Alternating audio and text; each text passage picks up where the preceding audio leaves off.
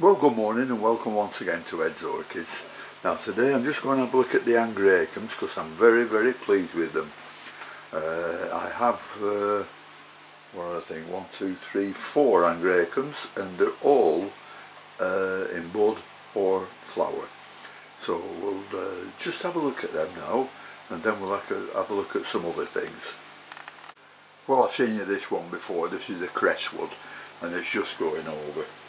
And if you want to know what this is bred from, this hybrid, it's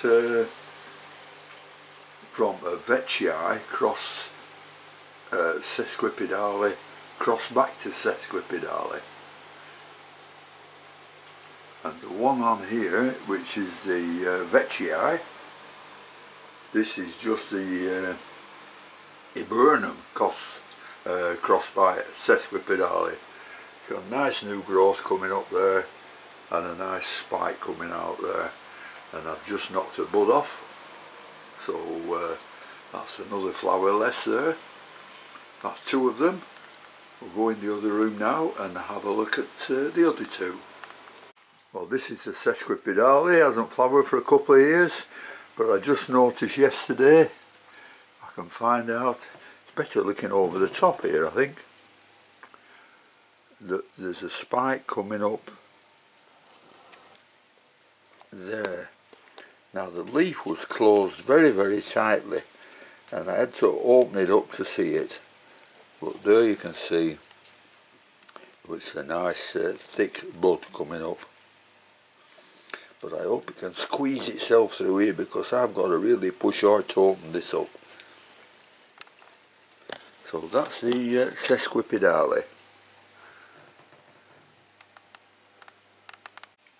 Now these are as tough as old nails, unlike nearly all Angraecums, they originate from Madagascar. This can be grown cool to very hot, but an intermediate temperature will suit it better. I think you can plant them in the usual orchid mix, but I grow this plant in nothing but lava rock. And as you can see, it's doing rather well. Since bringing it indoors for the winter months, it has done remarkably well, and the temperature during the day has been similar to Phalaenopsis temperatures, so I'd say that these can be a good indoor plant. It needs to be kept damp, but for 2 or 3 days of dryness that won't do it any harm at all, especially in the winter months when it really needs to be dry for a couple of days. Now these have been dry for a couple of days, so they're due for a watering. Just a flushing today, all my orchids, but I might show that on a different video later. Now usually these plants, Angraecums, generally flower in spring or summer. But this plant looks like it will bloom in November or December. So that might be a nice little plant ready for Christmas.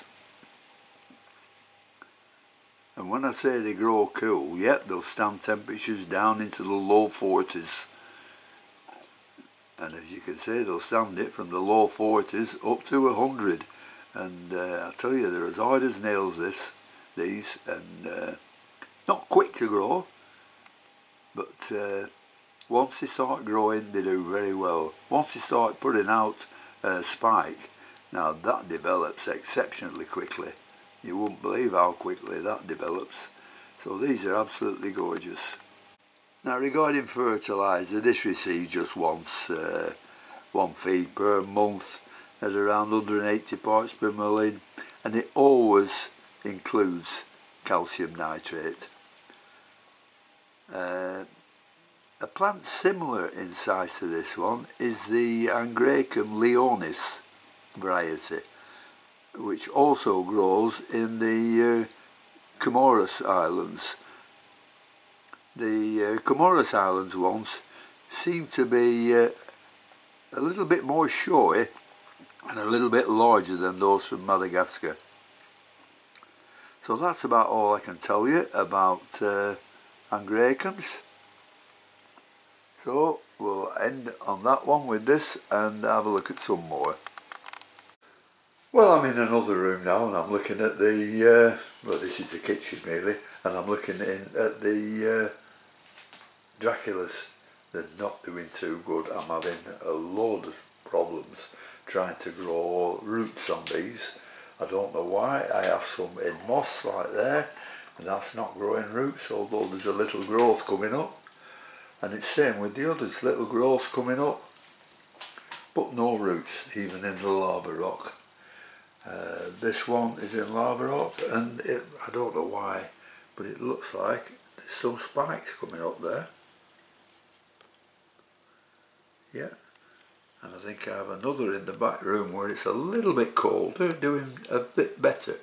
I think these are probably kept a little bit too warm, but I don't put them outside in the greenhouse because that's going to drop to 5 and 6 degrees shortly. So I'm keeping them indoors. Now here's another one. This is a nice plant, and I'm trying to keep this a little bit cooler. And as you I can see there, we have some spikes coming out, and a lot of them. If I turn it round without upsetting the camera, you can see flower spikes coming out from nearly everywhere. So keep my fingers crossed for this one, and what I'll try and do with the others is trying to keep them somewhere colder. I don't know where, but I'll find a place somewhere. So that's what's happening to the Draculas. So I haven't much more to tell you, so I'll carry on with the watering, and I'll see you later. Bye.